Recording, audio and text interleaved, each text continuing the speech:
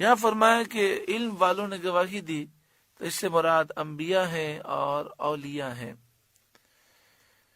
اس آیت کریمہ کا شان نزول یہ ہے کہ شام کے راہبوں میں سے جو آسمانی کتاب کا علم رکھتے تھے اور راہب تھے، ان میں سے دو شخص سید عالم صلی اللہ علیہ وآلہ وسلم کی خدمت میں حاضر ہوئے۔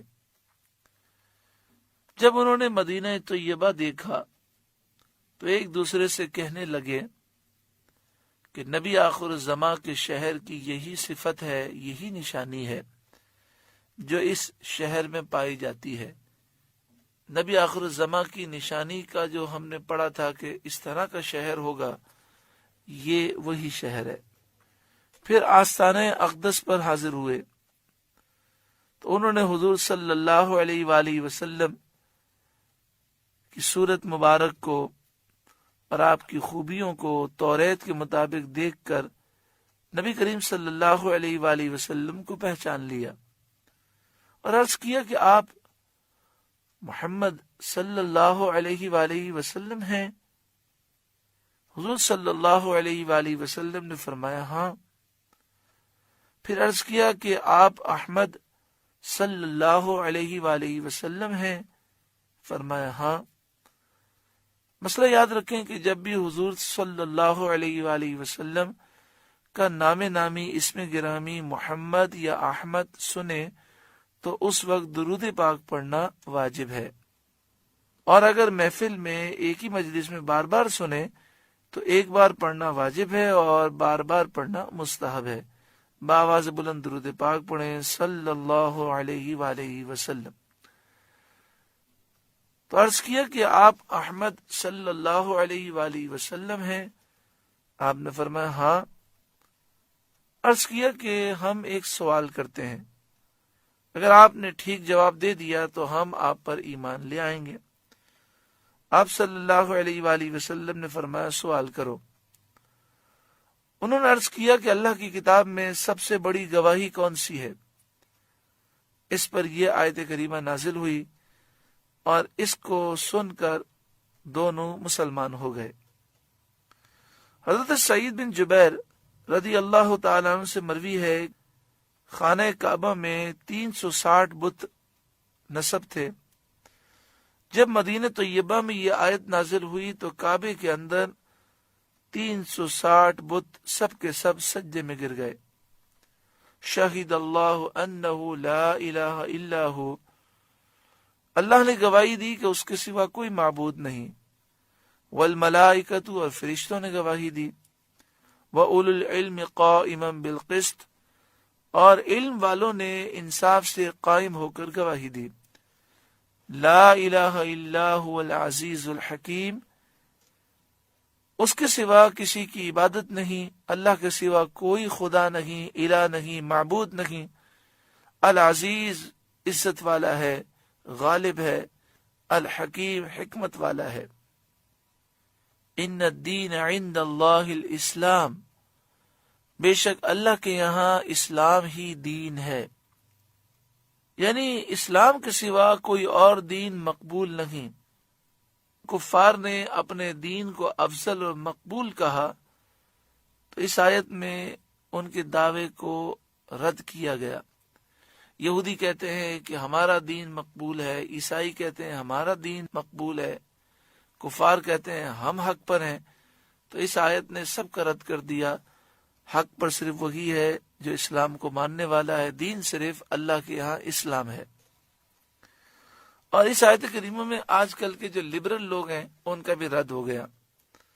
سیکولر اور لبرل لوگ کہتے ہیں دین تو سب اللہ ہی کے ہیں، یہودیت ہو، عیسائیت ہو، ہندو مذہب ہو، مجوسی آگ کی پوجا کرتا ہے، سب اللہ کی طرف سے، نعوذ باللہ من ذالک۔ ان الدین عند اللہ الاسلام، بے شک اللہ کے یہاں اسلام ہی دین ہے۔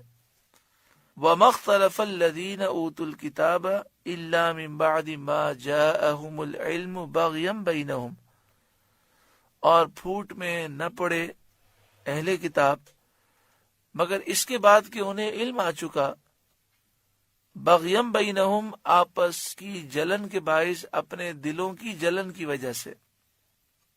یہ آیت کریمہ یہودیوں اور عیسائیوں کے رد میں نازل ہوئی، جنہوں نے اسلام کو چھوڑ دیا اور انہوں نے سید انبیاء محمد مصطفیٰ صلی اللہ علیہ وآلہ وسلم کی نبوت میں اختلاف کیا۔ وَمَا اخْتَلَفَ الَّذِينَ أُوتُوا الْكِتَابَ إِلَّا مِن بَعْدِ مَا جَاءَهُمُ الْعِلْمُ، اہل کتاب نے علم آنے کے بعد اختلاف کیا۔ وہ اپنی کتابوں میں سید عالم صلی اللہ علیہ وآلہ وسلم کی نعت صفت دیکھ چکے، اور انہوں نے پہچان لیا کہ یہی وہ نبی ہیں جن کی آسمانی کتابوں میں خبریں دی گئی ہیں۔ باغیم بینہم، اپنے دلوں کی جلن سے، یعنی ان کے اختلاف کا سبب ان کا صرف حسد تھا کہ یہ نبی اکرم صلی اللہ علیہ وآلہ وسلم سے حسد رکھنے کی وجہ سے انہوں نے اختلاف کیا۔ اور حسد کی ایک وجہ یہ بھی تھی، انہیں یہ خیال گزرا کہ نبی اکرم صلی اللہ علیہ وآلہ وسلم بنی اسماعیل سے ہیں، بنی اسرائیل سے نہیں، تو انہیں دنیاوی نفع کی لالچ تھی۔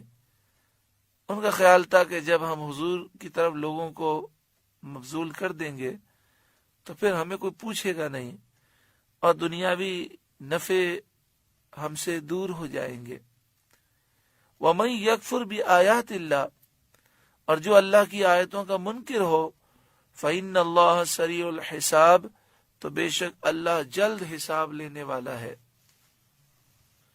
جن لوگوں نے اللہ کی آیتوں کا انکار کیا، جنہوں نے نبی اکرم صلی اللہ علیہ وآلہ وسلم کو پہچاننے کے باوجود انکار کیا، جن تک حضور کی دعوت پہنچی اور انہوں نے قبول نہ کیا، ان قریب ان کا حساب ہوگا اور وہ جہنم کے عذاب میں داخل ہوں گے۔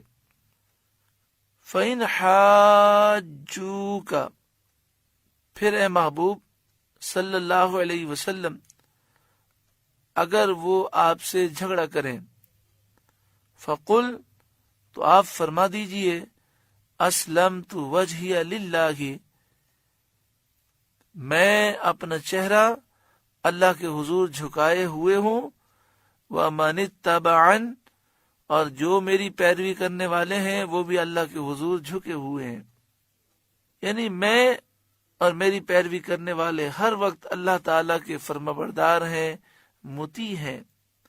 ہمارا دین دین توحید ہے، جس کا صحیح ہونا تمہیں معلوم ہے، تمہاری کتابوں سے ثابت ہے۔ اس دین کے بارے میں تمہارا ہم سے جھگڑا کرنا بالکل غلط اور باطل ہے۔ وَقُلْ، اور اے محبوب آپ فرمائیے، لِلَّذِينَ أُوتُوا الْكِتَابَ، اہل کتاب سے فرمائیے، یہودیوں عیسائیوں سے فرما دیجئے، وَالْأُمِّيِّينَ، اور امیین سے فرمائیے۔ یہاں امیین سے مراد ہیں وہ کافر جو اہل کتاب نہیں ہیں، یہودی عیسائی کسی آسمانی کتاب کے ماننے والے جو لوگ ہیں، ان کے علاوہ جتنے بھی ہیں سب امیین میں داخل ہیں۔ یعنی محبوب آپ دنیا بھر کے سارے کافروں کو فرما دیجئے، چاہے وہ کسی آسمانی کتاب کو مانتے ہیں یا نہیں مانتے، اسلمتم، کیا تم نے گردن جھکا دی، تم ایمان لائے، اپنا سر جھکایا۔ فَإِنْ أَسْلَمُوا، پھر اگر وہ اسلام لے آئیں، اپنی گردن جھکا دیں، فَقَدْ اهْتَدَوْا، جب تو وہ ہدایت پا گئے، راستہ پا گئے۔ وَإِنْ تَوَلَّوْا، اور اگر وہ منہ پھیریں، فَإِنَّمَا عَلَيْكَ الْبَلَاغُ، تو آپ پر تو یہی حکم پہنچا دینا ہے۔ منہ پھیریں گے تو اس گناہ کے یہ خود ذمہ دار ہوں گے۔ واللہ بصیر بالعباد، اور اللہ بندوں کو دیکھ رہا ہے۔ اللہ رب العالمین خاص فضل و کرم فرمائے۔ سورہ آل عمران کا دوسرا رکوع مکمل ہوا۔ اس رکوع میں جو نصیحتیں ہم نے سماعت کی، جو فیوز و برکات لیے، اللہ تعالی ہمارے سینوں کو اس سے روشن و منور فرمائے۔